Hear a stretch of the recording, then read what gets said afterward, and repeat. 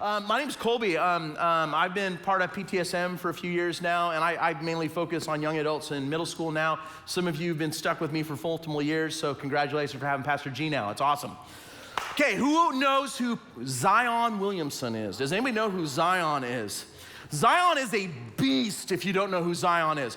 Zion is 6 feet, 6 inches, 284 pounds of basketball awesomeness. When he was measured with all the things he could do and what his vertical was amongst the very best vertical leaps that were ever measured by NBA scouts. The difference with Zion compared to everyone else that they looked at is Zion was a minimum of 100 pounds heavier of everyone else that had been measured at the same dimensions of athleticism that Zion had. He was taken #1 overall in the NBA draft this last spring. And some people say that we have never seen a basketball athlete like Zion. And this is why. Because he is so big and so fast and so strong that when he does the box drills, anybody know the box jumping drills? Anybody ever done that? That's nasty stuff right there. But the force he comes down with from the box drill is twice the force necessary for force to break a brick. That's how hard Zion comes down. He has so much mass and strength in his movements, he literally tore through a shoe last year in college. That's how big and strong Zion is. One of the things they're having to do with him right now at the professional level is they're having to retrain the way Zion walks, jumps, runs, laterally moves, because his movement literally could tear up his body. He is so strong and so fast that the way his body is built at his joints and his muscles, he could literally tear up his body before he has a real basketball career. One NBA trainer put it this way. He says, if you're not moving well, I don't care if you're 300 pounds or if you're 175 pounds, you're gonna be a problem. It's gotta be quality movement. Mechanics have to be right. In order for Zion to be successful, he is literally on a plan right now just so that he can know how to walk, run, and jump. Things that he was taught at the 3rd grade level when he first started playing competitive basketball. But see, here's the thing. You and me are very similar to Zion. You and me have to have a plan of how to move, or we're going to miss what's best for us. We're going to accidentally hurt ourselves, or it's gonna keep us from moving in a positive direction. And that's the key. Because the key isn't just knowing where you wanna go. The key isn't just knowing what you wanna have. You actually have to have a plan to get there. And that's the question that I'm gonna be asking you in our time together, is what is your plan? Because here's the thing, it's not enough just to know what you want. It's not enough just to know where you want to end up. If you have no plan, you'll never, ever get there. I think it's super rad that so many of you wanted to take a step last week. But here's the thing, a step is just that. A step is a step, and unless there's a plan involved, there's no movement, and your step will become your new destination. And you were made for more than that. So last week, Pastor G talked about how Levi, the tax collector, was invited by Jesus. His life was interrupted. He was invited into following Jesus, and that he dropped his stuff at the booth and walked. This same rhythm happens just in the next verses. In Matthew chapter 4, verses 21 and 22, and if you brought your Bible tonight, I will encourage you, you can go there with me. Matthew is the first book of the New Testament. And in the 4th chapter, verse 21, a little farther up the shore, he saw 2 brothers, James and John, sitting in a boat with their father. The reason they would have been sitting with their father doing this is because they were still living at home. They weren't married yet. They didn't have themselves established. They were actually looking to take over the family business one day. They're sitting in the boat. They're doing what their father had taught them since they were really little. They were fishermen, with their father Zebedee repairing their nets. And he called to come too. They meaning James and John, immediately followed him, leaving the boat and their father behind. Because see, here's the thing you're gonna be called to go somewhere you've never been before and to do something you've never done before. Usually you have to drop what you've been doing in order to pick up what God is asking you to pick up. You have to leave something behind, you have to let something down, and you have to move forward. And if you don't do that, you miss something big. Because in order to have something different, you gotta do something different. In order to be the person God's called you to be, sometimes you have to leave behind who you've been clinging to. And that's exactly what these two dudes had to do. And that's what you and I have to do as well. See, to bring meaning to your yes, it has to be combined with a next. In order to bring meaning to your yes, it has to be combined with a next. Because it's one thing just to say yes to something. You're going to have a lot of people ask you a lot of questions. Like, I don't know if you've ever had somebody come up to you before and say, I'm gonna ask you a question and I really hope the answer is yes. Will you say yes? Anybody ever ask you that question? You immediately back off and say, why don't you tell me what it is first? Or the other one that I love hearing is, promise me you won't be angry, ... Those can be nasty things right there. You gotta know what you're getting into. You gotta know what your next is, right? All of us, when we make big choices, we try to weigh the options well to know what comes next. For you and me to have a meaning to our yes, you have to have a next set up with you. When I was a senior in high school, we had a guy in our friend group, and I kid you not, he asked all of us to call him Trump. That's the nickname he wanted in high school. Trump. And you're thinking, oh, well, maybe he was really into playing cards and it was a trump card. No. He really thought, because you gotta remember, this was right around the time like he was only famous for being rich. He wasn't famous for being loud yet. He was just famous for being rich, okay? And so my friend Jeremy, he had aspirations to be rich, like what was perceived to be a rich, successful businessman, okay? That's what his deal, so he asked us to call him Trump. Now here's the thing, Jeremy wasn't a bad guy. Jeremy didn't do bad in school, but he didn't do great in school. He didn't have any kind of a plan to be rich and successful. He just wanted the vibe.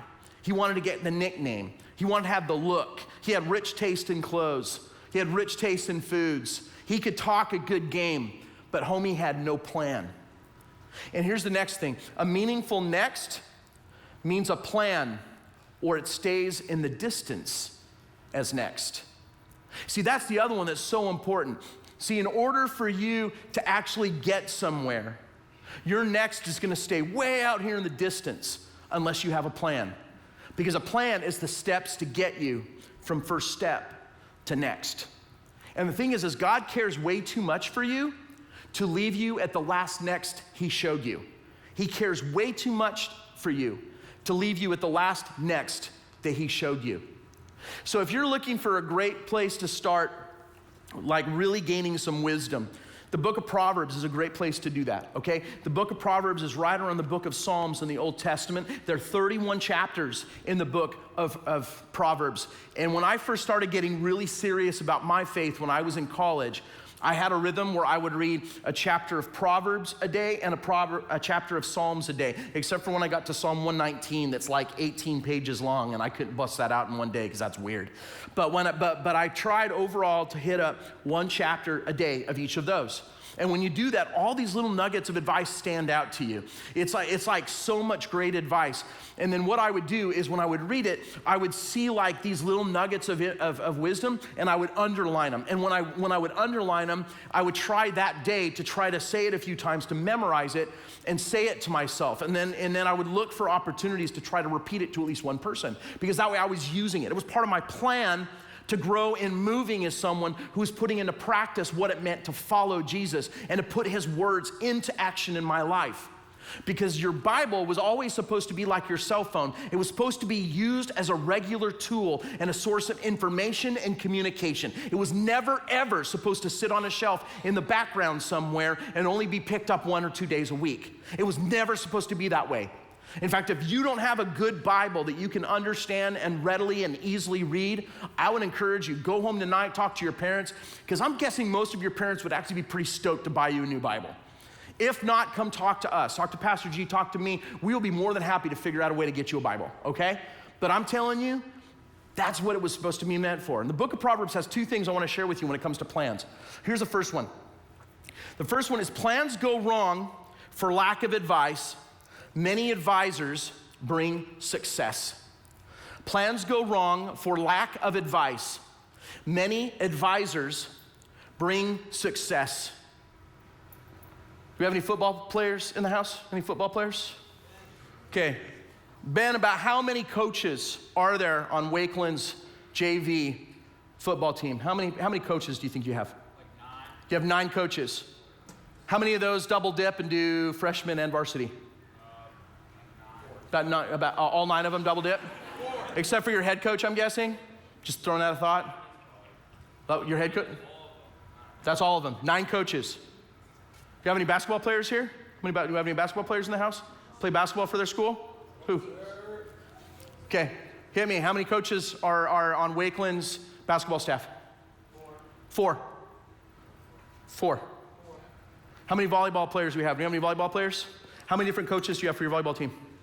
3. Do you want to know, when I was first starting as a basketball coach, it was one of the first things that I learned, is it was so important to have a coaching staff that was always watching, always looking, always learning.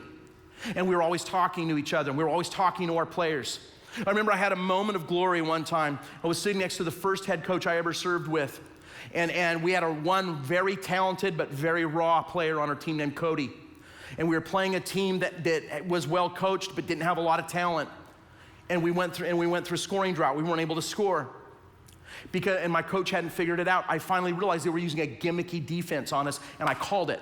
Because I was watching, and I was able to lean over to my head coach, and I go, they're playing boxing 1 on Cody. And Vernon looked over at me and looked back again, because it's such a gimmicky defense. If you know anything about basketball, a lot of people don't do a whole lot of stuff like that. It's very gimmicky. But they were, because he was so much more talented than they were.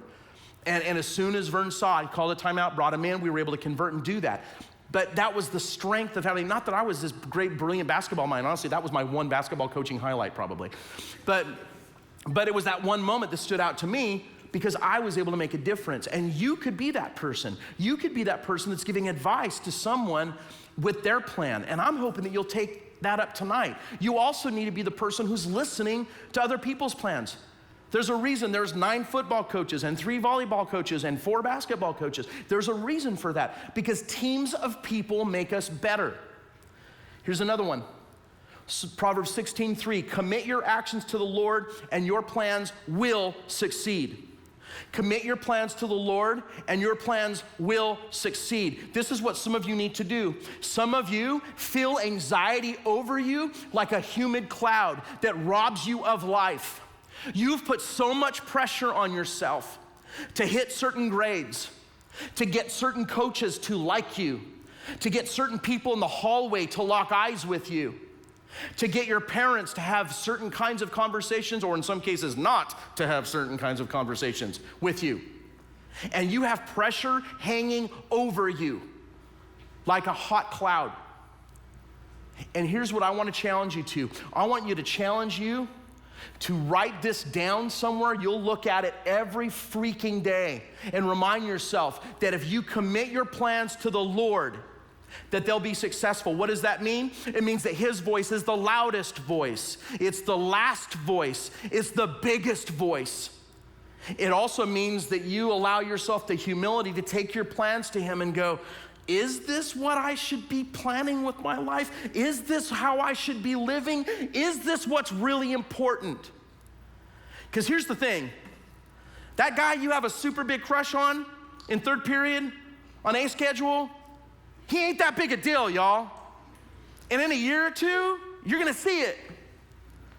That grade on that quiz that you got in your physics class on Thursday that took you off guard and you were still kind of reeling a little bit from Christmas break, you allow yourself to get way too worked up over those little things. Commit your plans to the Lord, and he's gonna bring some success to you. I promise you. Allow him to allow you to see things with the right eyes and the right weight and the right volume. When you do that, your life gets better and he gets bigger. But you have to have a plan mindset. You have to have a plan mindset. And this is the thing is, because a plan is playing the end game. A plan is playing the long game. A plan is playing a game that has steps to it and not a moment to it. That is a plan. And so here's the thing that we're gonna look at. We're gonna spend a little bit of time in the book of 2 Timothy. 2 Timothy is a fantastic book. If you want to start the year with learning how to be a better leader and self-leading yourself, first, 2 Timothy, fantastic books to read. All right? And in 2 Timothy, I'm going to go there, chapter 1, starting in verse 5. This is Paul. He's mentoring Timothy. He is actually sending him places to represent him and to help lead other people, which is really, really cool. And he's a young dude. And so here we have a personal moment that actually becomes a moment we can learn from. He says, I remember your genuine faith, Paul talking to Timothy, for you share the faith that first filled your grandmother Lois and your mother Eunice. These are great names, y'all. Take notes. These are great names to name your daughter one day. Lois, Eunice, good stuff. They'll love it. Not get made fun of in school at all, okay? And I know that same faith continues strong in you. He's saying, you gotta remember where you came from. You have people that have poured into you some faith. You have people that have poured into you with some faith. It might be a parent or a grandparent. It might be an aunt or an uncle. It might be a small group leader or a pastor. Someone's poured faith into you. Hold on to that. Use it. Do something with it. Because here's what Paul says next. Here's where I want you to really see this. This language is awesome. He says, this is why I remind you to fan into flames the spiritual gift God gave you when I laid my hands on you. For God has not given us a spirit of fear and timidity, but of power, of love, and of self-discipline. This is who you are. This is who you're not. Don't you dare just sit there and wait for life to happen to you. Part of having a plan is you gotta do something with it. You gotta go somewhere with it. A plan means movement forward. It means multiple steps. It means you gotta take it. And so here's two plan mindsets looking at that text. Here's the first one. You got to choose and use power, love, and self-discipline over fear and timidity. You have to choose and use certain attributes of who you were made to be. You got to choose them. You got to choose and use power, which means you got to dig down and you got to use something that's inside of you. You got to choose and use love, which means when your motive is willing good for other people and you're able to kick selfishness to the curb, people see your best you and that ugliness that makes you feel uncomfortable, you're able to push that further back. And self-discipline. Winners and champions are the ones that are most disciplined in hitting their plan and making it take them toward their goal. Because when you do this, you go forward instead of waiting for something to come to you. It's crazy. And I think I did these in reverse order, so we'll have to switch them. Go forward instead of waiting for something to come to you. That's a plan mindset. You're waiting. You're not waiting for it to come to you. You're going to make it happen. So I skipped part of my notes. I'm going to go backwards to the first one now. Sorry, team. The other one you have to do is you have to fan into flames your spiritual gift. That means that you have to do something with it. It means you need to hang out with people that are going to make you better. It means you need to get distance from people that pull you into something you're not. It means you have to fan it into flame. If you ever been, have you ever been like around like one of those fire pits, like in a backyard, or like you've gone camping, and like I can sit and look at a fire like that for hours. Isn't it the best?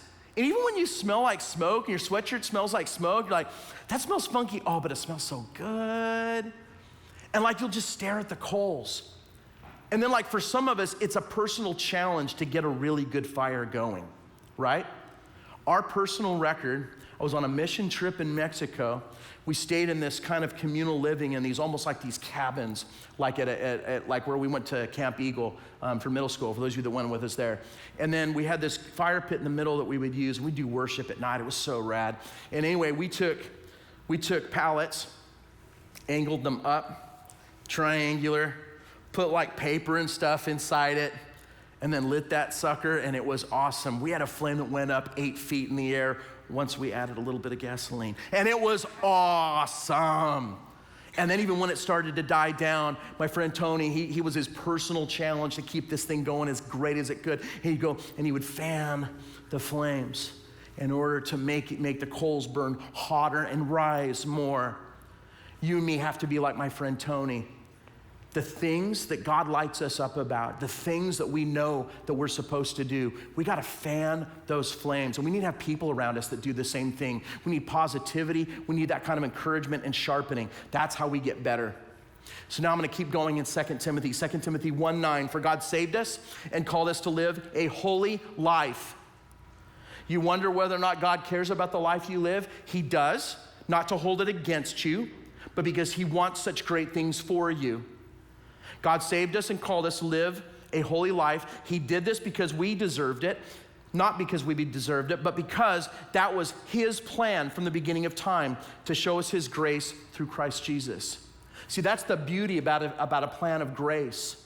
A plan of grace allows us to overcome what tries to kick us to the curb so that we can move forward. That's his plan. His plan isn't for us to be perfect. His plan is to rely on his perfect so that we can move forward into the best he has for us. That's the plan. And you and me, we need a plan. That's just the reality of it. You and me, we need a plan. Because we've all been saved from something, and we've all been saved for something. And our plan needs to show it. And so this next verse that I'm gonna share with you is one of probably a small handful of verses that has literally changed my life. And some of you have heard me touch on it before, some of you haven't. But this verse that I'm about to share with you has literally changed my life. It's 2 Timothy 2:22. It's all twos, super easy to remember. Flee the evil desires of youth, because you have things that if you're honest, you kind of like it or kind of want it, even though it's kind of messed up and it's gonna kind of get you in trouble. We all have those, by the way. We just don't talk about them because we're good Christian kids. But the reality is we all have those. We all do. I love the fact that we can be honest about it, because sometimes we all feel like we have to pretend to be something we're not, and we don't. We all have stuff like that. Flee the evil desires of youth and pursue righteousness, faith, love, and peace, along with those who call on the Lord out of a pure heart. So there's 3 aspects of this. And on my notes, it looks funky, so I'm gonna have to depend on the slide. So there's 3 aspects to this. There's something you have to run from, there's something you have to run toward, and there's something that you have to run along with. So here's the first one to run from. Would you mind just putting them all up for me? So you have to run from what's easy but not best. You have to run from what you might like but you don't love. You have to run from what feels better but isn't best. You have to run from what you know is wrong. Those are the things, if you're looking about building a plan, this is just basic stuff to build your plan on. That's what we all have to run from, because you and me have something from 2019 that kicked our tail. And I guarantee you, whatever that was that kicked your tail in 2019 was one or more of those things that you have to run from, if you were to describe it. Here's what you run toward. You gotta run toward right thinking, hardworking, unselfish, or unmotivated, and you need to run toward something that is unashamed and helps the way you act. That's what you run toward. Because there's only 2 things that you can control in your life. Did you know that? You can control your attitude and your work ethic. That's it. That's all you can control. Everything else is stuff other people control. You can control your attitude and your work ethic. And if you bust your tail with those things, I guarantee you greatness happens. And then this is the other part that a lot of people miss. And this is why I'm so excited that you're here, and why I think it's so important you stick around and go to your small group tonight. Because this last part is the glue that makes it all work in a good plan, is that's who you run along with.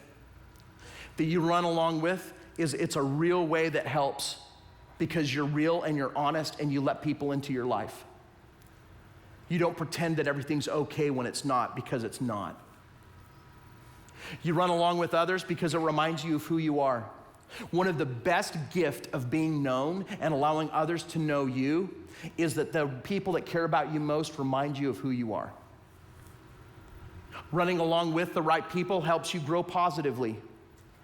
For those of you that are athletes or performers or competitors, that's why you play in the tournaments and go to the performances and competitions that you do, because that's what helps make you better. It's what helps sharpen you as an athlete or a performer or a competitor, right? You run along with the right people because they help you see God more clearly. And I'm almost done, I promise. Here's 2 big ideas. The best people remind us of who we are and the plan we need to stick to. The best people remind us of who we are and plan we need to stick to. By the way, when I mean best, this doesn't mean that they're perfect. Because honestly, a lot of these people sometimes make us really angry and frustrate us. And they might swear every once in a while, and they might get a little selfish, and they might make bad choices. But if they remind you of who you are in a good way and the plan that you're sticking to, they're the best people for you. The best plans remind us of who we are and the people we need to stick to. So the best people remind us of our plan. The best plans remind us of the best people. And those 2 should line up. So what's your plan? Some of you are going, oh my gosh, I'm kind of overwhelmed by this, if I'm really honest. I don't know. I know that I want to be better than I was in 2019. I know I want to maybe connect with God better or know God better. I know I want to be a better friend, a better boyfriend, a better girlfriend, a better sister, a better brother, better son, a better daughter.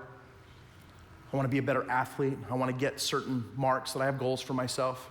Nothing wrong with those things. But if you don't know where to start with a plan, I want to go all the way back to the language in 2 Timothy 2:22. Start with, I will pursue this. What will you pursue? Using the language from 2 Timothy 2:22. If you're stuck with knowing what kind of plan to build, what will you pursue? What will you flee from? What are you running toward? What are you running from? And then who will you run with? And then what moments are going to help me follow my plan? Because every good plan has rhythms in it that you have to develop to run with the right people, away from the wrong things, and alongside the right people.